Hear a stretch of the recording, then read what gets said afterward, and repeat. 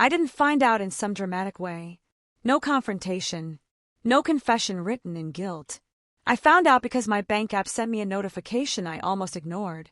Large transaction alert. That's what it said. Neutral. Polite. Like it didn't understand what $24,000 meant to me.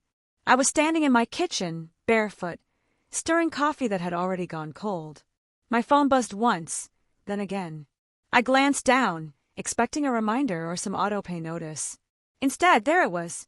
$24,000, event services. At first, I thought it was a mistake. Fraud, maybe.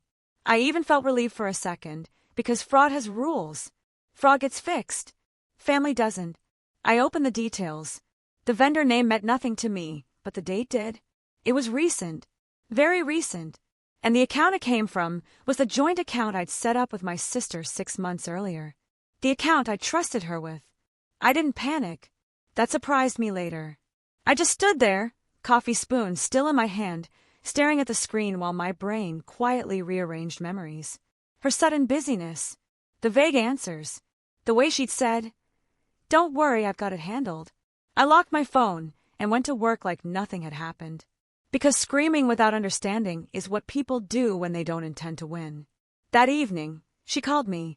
Her voice was bright. Excited. Too excited. "Can you come over?" she said. "Mom and Dad are here. We want to tell you something." We. Not I. That should have been my second clue. I drove to my parents' house just after sunset. The lights were on in every room, like a celebration waiting to happen. When I walked in, my sister was standing in the living room wearing white. Not a gown, just a white dress. Casual. Intentional. My parents were sitting on the couch, smiling the way people do when they think they're about to deliver good news. My sister clasped her hands together. "Okay," she said, drawing it out. "So we got married." There it was. No lead up. No warning. Just dropped into the room like I was supposed to clap. I looked at her hand. The ring was new. Big. Deliberate. "When?" I asked. "Last weekend," she said. It was small. Intimate. I nodded slowly. "Congratulations." Her smile widened, then sharpened. "And," she added, tilting her head, "before you ask, yes. We used the money." The room went very quiet. "What money?" I asked, even though we all knew. She laughed lightly. "The $24,000. From the account. Obviously. Obviously. It was perfect timing," she continued. "Everything came together so fast. The venue, the planner, the photographer, honestly, it was like it was meant to be." My mother cleared her throat. My father stared at the floor. I waited. My sister crossed her arms, satisfaction all over her face. "I mean, it's not like you needed it right away. And it's family. You know I'd never waste it." "Waste." "So," she said finally, leaning back against the counter. "Don't freak out." There it was. The expectation. The meltdown. The raised voice. The accusation. I felt all of it line up in my chest, ready to fire. And then something else happened. I smiled. Not the polite smile. Not the fake one. A slow, thoughtful smile. "Oh," I said calmly. "I'm not freaking out." Her confidence faltered just slightly. My mother leaned forward. "Honey, we were going to talk to you." "It's okay," I said, cutting her off gently. "I understand." That confused them. My sister narrowed her eyes. "You do?" "Yes," I said. "You didn't think you needed to ask." She laughed again, relieved. "Exactly." I nodded. "That makes sense." She relaxed completely then. Sat down. Crossed her legs. She thought she'd won. What she didn't know, what none of them knew, was that I'd already screenshotted everything. The transactions. The dates. The account terms she'd signed. I hadn't raised my voice. I hadn't accused. Because the moment you yell, people stop listening. And I had plans. I stayed for another 30 minutes. Long enough for cake to be brought out. Long enough for my sister to retell the proposal like a highlight reel. Long enough for my parents to look at me every few minutes, checking for signs of damage. They didn't find any. I asked the right questions. Neutral ones. Where was the ceremony? How many people? Did she like the flowers? She answered easily, glowing. Every detail sharpened the picture in my mind. Not emotionally, logistically. When I finally stood to leave, my sister hugged me like nothing had happened. "You're the best," she whispered. "I knew you'd understand." I smiled again. Of course. The drive home was quiet. Not because I was processing pain, but because I was organizing information. At home, I opened my laptop. First, the joint account agreement. Second, the text thread where she'd asked me to transfer the money, temporarily, so she could manage deposits for a shared family investment. Third, the email confirmation from the bank that required dual consent for withdrawals over $10,000, which she hadn't gotten. By midnight, I had a folder. Neat. Labeled. Time-stamped. The next morning, my mother called. "Your sister's been worried," she said. "She feels like you were distant." I poured coffee. "I wasn't distant." "Well, you didn't react." "I did," I said. "Just quietly." There was a pause. Then the familiar shift. "You know how she is," my mother said. "Impulsive. Emotional. She planned a wedding," I said. "That's not impulsive." Another pause. "We're just asking you not to make this bigger than it needs to be." There it was. The family rule. Don't escalate. Absorb. Fix it privately. Protect the one who crossed the line. "I won't," I said. "I promise." That seemed to satisfy her. It shouldn't have. 2 days later, my sister texted me. "Hey, just checking in, everything okay?" I replied, "All good." Then I waited. Because people who think they've gotten away with something always reveal more. That weekend, she posted the photos. A full album. Professionally edited. Champagne flutes. Candlelight. A venue that cost more than she made in a year. The caption read, "Sometimes love doesn't wait for permission." The comments flooded in. My stomach didn't turn. My pulse didn't spike. I saved everything. On Monday, I called the bank. "I need a transaction audit on a joint account," I said, "and a copy of the withdrawal authorization." The representative was polite, efficient. "There was no secondary authorization recorded," she said. "Would you like us to flag the account?" "Yes," I said. "And freeze it." "Understood." That afternoon, my sister called me 3 times. I didn't answer. By evening, the text came faster. "Did you lock the account? Why is my card declining?" This isn't funny. I waited until the messages slowed. Then I replied with one sentence. "We need to talk." She showed up at my door an hour later, still in control mode. "You embarrassed me," she said immediately. "I had vendors calling." "I didn't embarrass you," I said calmly. "I protected myself." Her face flushed. "You're punishing me." "No," I said. "I'm correcting a problem." She scoffed. "It was my wedding. With my money. You said it was okay for me to manage it." "Manage," I repeated. "Not spend." She rolled her eyes. "You're being dramatic." I leaned against the counter, steady. "No, I'm being precise." That annoyed her more than yelling ever would have. "You're really going to do this?" she asked. "Over money." I tilted my head. "You really did this," I said. "Over entitlement." She opened her mouth, then closed it. That was new. She tried again. "Mom and Dad are upset." "I'm sure," I said. "You're tearing the family apart." I smiled. Smaller this time. Sharper. "I didn't take anything," I said. "I just stopped pretending it was okay." She stared at me, searching for weakness. She didn't find it. Because while she'd been planning a wedding, I'd been planning something else entirely. And I was just getting started. I didn't tell anyone what I was doing next. Not my parents. Not friends. Not even the one coworker who knew everything and usually filled silence with advice. Planning requires quiet, and I'd learned the hard way that noise only gives people time to rewrite the story. I took a day off work and treated it like a project. Step 1, understand the damage. I sat at my dining table with my laptop open, receipts printed, bank statements lined up in a careful row. The wedding expenses weren't vague. They were itemized. Venue, catering, photographer, planner, even a line item labeled rush coordination fee. She hadn't just spent the money. She'd spent it confidently. I called the bank again, this time asking for escalation. A supervisor came on the line. "I want to be clear," I said. "This was not an authorized withdrawal. They took me seriously. That mattered. Given the amount and the lack of consent, the supervisor said, "You may want to speak with our fraud and dispute department." "I already am," I said. "I just needed confirmation." I hung up and wrote that down. Date, time, name. Step 2, documentation. I pulled every text she'd sent me in the past year that mentioned money. Every vague, "I'll handle it." Every "trust me." Every emoji-laced reassurance. I didn't edit. I didn't comment. I let them exist exactly as they were. People underestimate how loud their own words become when you stop arguing with them. That afternoon, my father called. "Your sister says you're trying to ruin her marriage," he said. I leaned back in my chair. "I haven't contacted her husband." "Well, you don't have to," he said. "She's beside herself." I waited.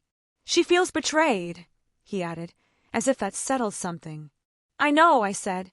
"So do I." He sighed. "Can't you just let it go? She's already married."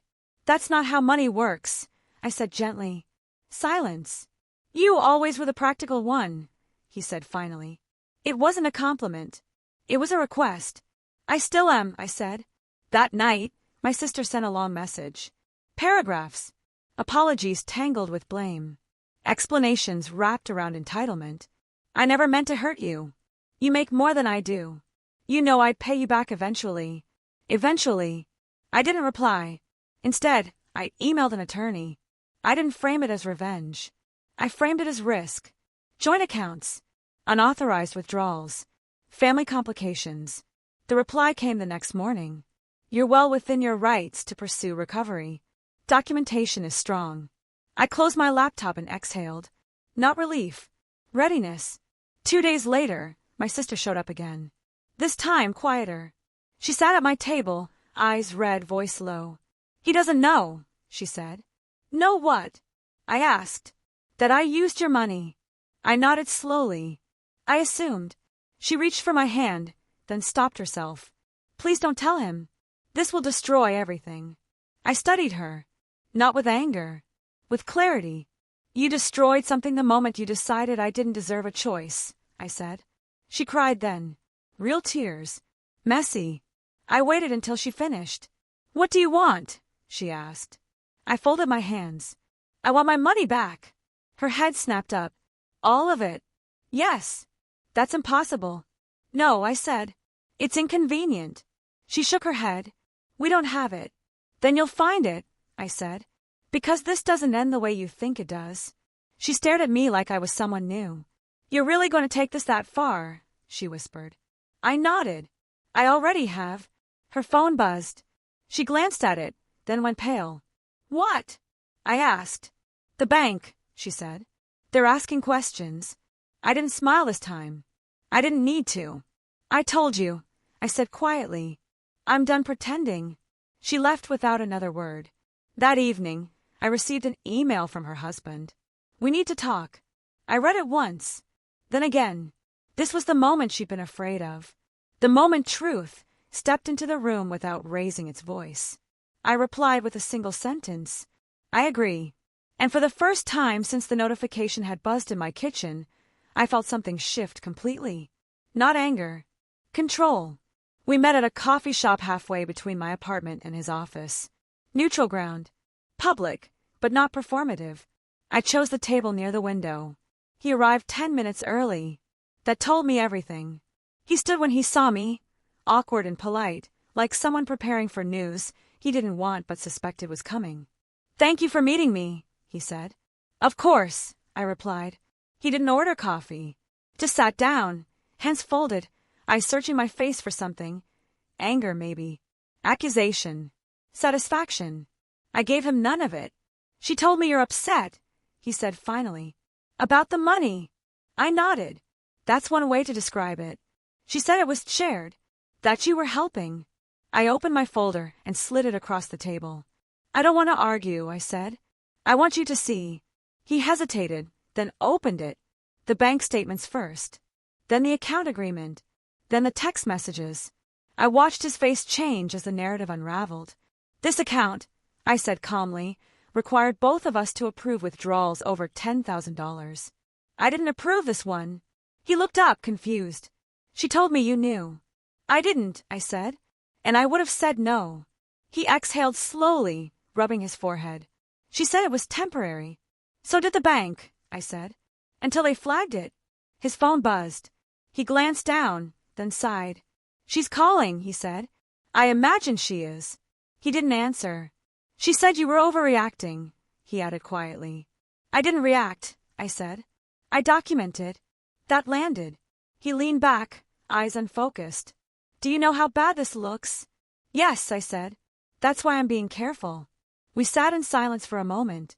Outside, people walked past with coffees and conversations that had nothing to do with us. Is there a way to fix this? He asked. There's a way to resolve it, I said. Returning the money. In full. He winced. That would take time. I've given time, I said. 6 months of trust. He nodded, defeated. I need to talk to her, he said. You should, I replied. But understand this. What happens next doesn't depend on how emotional she gets. He looked at me, really looked. You're serious. I've been serious since the moment I smiled. When I got home, my phone was full. My mother. My father. My sister. Missed calls stacked like pressure. I answered my mother first. He knows, she said without preamble. Yes, I said. You didn't have to involve him. I didn't, I said. She did. She gasped. This is tearing the family apart. No, I replied gently. This is showing the cracks. My sister left a voicemail that night. Her voice wasn't smug anymore. He's furious, she said. He feels humiliated. Why would you do this to me? I deleted it.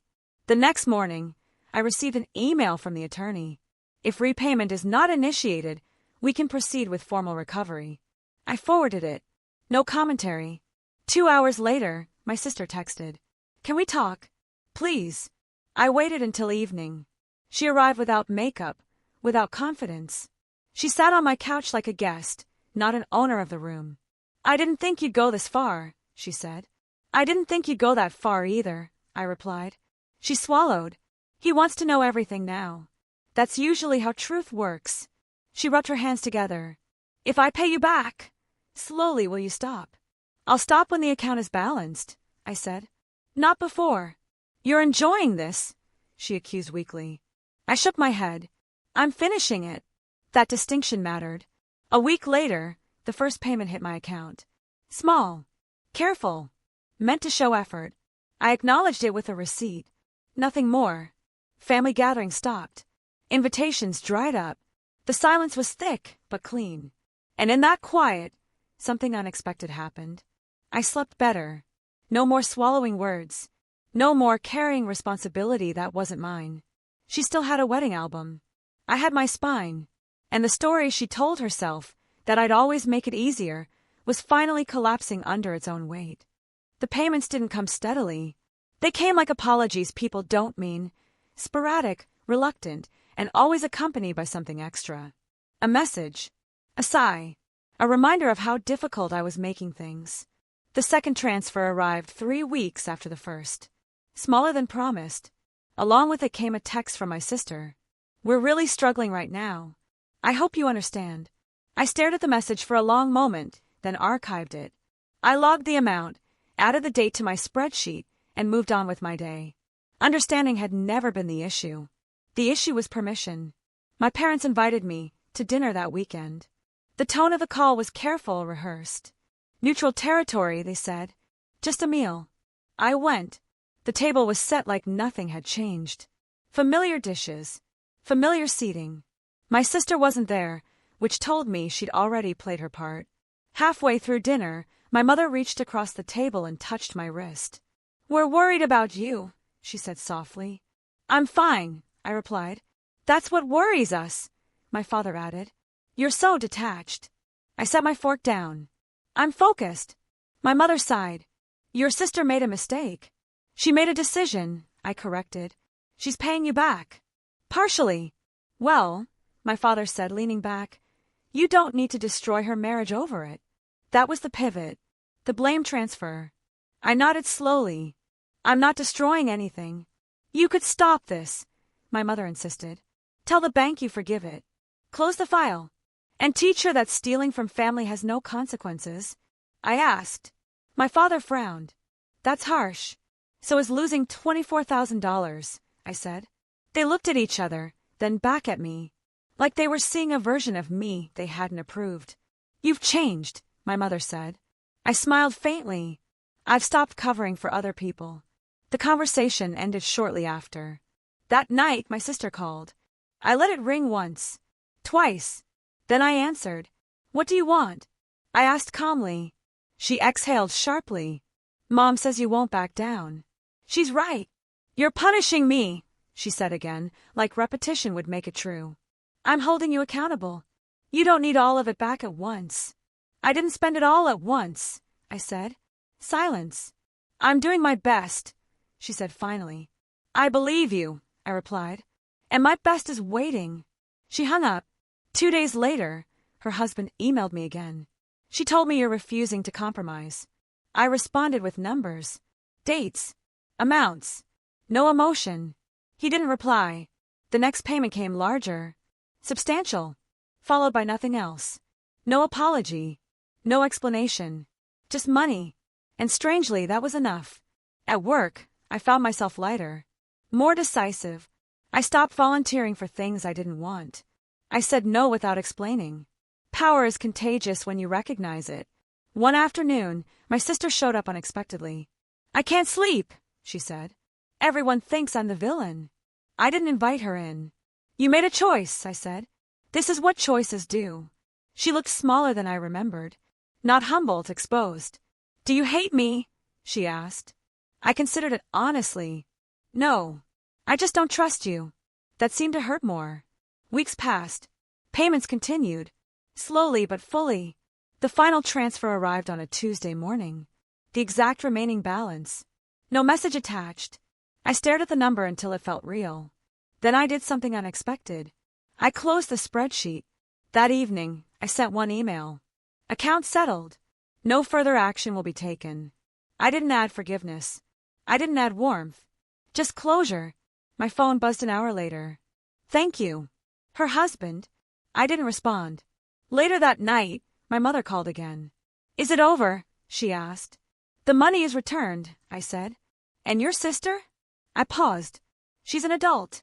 There was relief in her sigh. And disappointment, too. But for the first time, it wasn't my job to manage it. I hung up and sat in the quiet of my apartment. The same kitchen where this had started. Same counter. Same light. But everything else had changed. Because when people realize you won't bend anymore, they stop leaning. And when they stop leaning, you finally get to stand straight. The money was back, but the silence lingered. It wasn't the awkward kind. It wasn't tense. It was the kind of quiet that settles after a storm, when everyone is standing in the aftermath pretending the sky was never dark. I let it be quiet. For weeks, no one reached out. No group chats. No casual check-ins. No invitations disguised as peace offerings. My parents didn't call to ask how I was doing. My sister didn't text. Her husband didn't email again. And for the first time in my adult life, I realized how much effort it had taken to keep everyone comfortable before. Without that effort, things naturally fell apart. I didn't rush to fix it. One afternoon, I ran into my sister at the grocery store. No warning. No buffer. She froze when she saw me. Her smile came late, like she'd had to search for it. Hey, she said. Hey, I replied.